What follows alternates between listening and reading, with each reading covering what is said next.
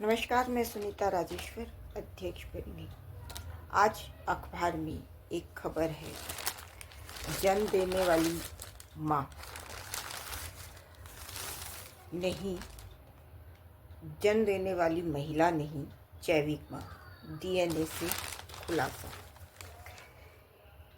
ये सरोगेटेड मदर की कहानी। और क्या है मामला? एक महिला के पहले से ही 2 बच्चियां थी और वो लड़के के लिए सरोगेटेड मदर का सहारा लिया और उसमें भी लड़की ही हुई। तब फिर जो भी मीडिएटर थे उनके जरिए उस बच्ची को, जो न्यूबॉर्न बेबी थी, उसे बेचने की प्रक्रिया शुरू हुई और फिर उसमें पकड़ी गई और मामला कोर्ट में है। लेकिन क्या यह सही है कि सरोगेट किया जाए 2 बच्चियों के होते हुए सिर्फ लड़के के लिए? और अब इस बच्ची का क्या हाल हो रहा है?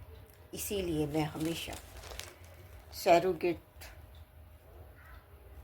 करके इस तरह से बच्चा पैदा करना ही सही नहीं मानती। यह जो मदर बनती है ऐसे दंपतियों के लिए, उसके भी और उसका पति जो है उसके लिए भी, और जो सच में बच्ची है या बच्चा होगा उसके लिए भी, सभी के लिए सही नहीं है।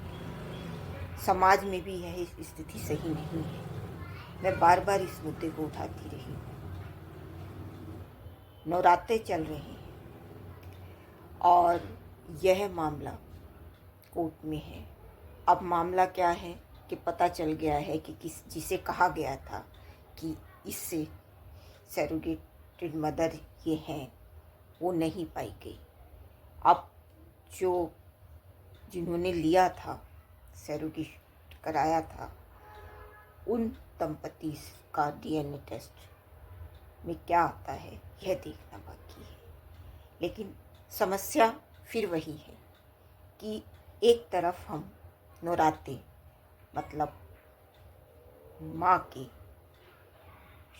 महिला के 9 रूपों की पूजा अर्चना करते हैं और दूसरी तरफ अगर 2 बच्चियां पहले से हैं तो लड़के के लिए इस तरह से सरोगेट कराने की कोशिश करते हैं और कई बार जो निसंतान होते हैं वो भी कराते हैं। क्या यह सही है? यह उस पति से पूछिए तो, जिसकी पत्नी इस तरह से सरोगेट करती है। क्या उसकी पीड़ा समझ पाएगा कोई?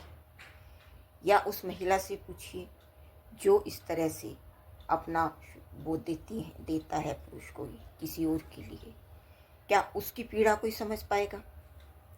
यह मुद्दा भावनात्मक भी है और सामाजिक भी है। सामाजिक मैं इसलिए कह रही हूँ क्योंकि आजकल जिस तरह से बार बार इसका उसका मर्डर भी हो रहे हैं, हत्याएं भी हो रही हैं और पता नहीं क्या क्या। क्या सरोगेशन सही है? यह अवैध नहीं है। कानूनी दायरा इसको आप पहना देंगे तो क्या वो सही हो जाएगा? इसे समझने की ज़रूरत है। यह परिवार को बचाने की ज़रूरत है। जो पति पत्नी है अगर गरीब हैं तो उनकी कोख ऐसे किराए पे लेना किसी भी तरह से सही नहीं है। क्योंकि यह एक पति जो होता है, जो उस सरोगेट मदर बनती है, उसका जो पति होता है, उसकी पीड़ा कोई नहीं समझता होगा ना। ऐसे ही जो पत्नी है, जो पुरुष इस तरह के उनको वो देते हैं, तो उसकी पीड़ा, उस पत्नी की पीड़ा कोई समझ पाएगा? समझने की ज़रूरत है। और अगर जो इस तरह से ये मामला आ रहा है कोर्ट में कि लड़के के लिए, तो और भी दुखद भी है और हमारे समाज पे क्या कहें हम। आप खुद तय कीजिए कि एक तरफ आप नवरात्रि मनाते हैं और दूसरी तरफ इस तरह से आप लड़के के लिए यहाँ तक गिर जाते हैं, और लड़की ही होती है तब उसे बेचने के लिए क्या क्या वो करते हैं। और एक कोख को किराए पर लेकर आप क्या सच में वो जो आप मातृत्व पाएंगे वो सही होगा? क्या आप सुखी रह पाएंगे? अगर इससे अच्छा आप किसी को अडॉप्ट करते हैं, कितने सारे अनाथालय हैं अभी भी, क्या आपने कभी सोचा है? अगर उन इतना आप वो कर रहे हैं तो ऐसी हिम्मत क्यों नहीं जुटाते कि उन्हें आप अडॉप्ट करें, जो सचमुच जिन्हें ज़रूरत है और जो आपको दुआएं देंगे। इस तरह से तो आप बहुत सारी व्याभिचार को, दुराचार को, अत्याचार को और मजबूरी का फ़ायदा उठाने की कोशिश कर रहे हैं। जो भी इस तरह के लोग हैं जो सैरोगेशन कराते हैं या जो सैरोगेट करती हैं या जो पुरुष इस तरह से डोनेट करते हैं अपने शुक्राणु, उनके लिए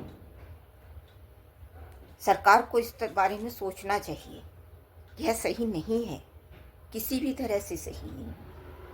प्रकृति चक्र को आप क्यों इस तरह से ऊट पटांग बनाने की उसमें है कि आज स्थिति ये है कि एक जो सैरोगेट मदर खुद को बता रही थी वो नहीं पाई गई, फिर जैविक जो ले रहे थे सैरोगेशन जिन्होंने कराया था उसका डीएनए टेस्ट हो रहा है। शर्म कीजिए जो भी इस तरह से काम कर रहे हैं। और मैं सुनीता राजेश्वर, अध्यक्ष परिणी, जय हिंद, जय भारत। और सरकार को, समाज को इस बारे में सोचने की ज़रूरत है कि आप कर क्या रहे हैं और ऐसे लोगों पर क्या कहूँ मैं, आप खुद तय कीजिए। जय हिंद, जय भारत।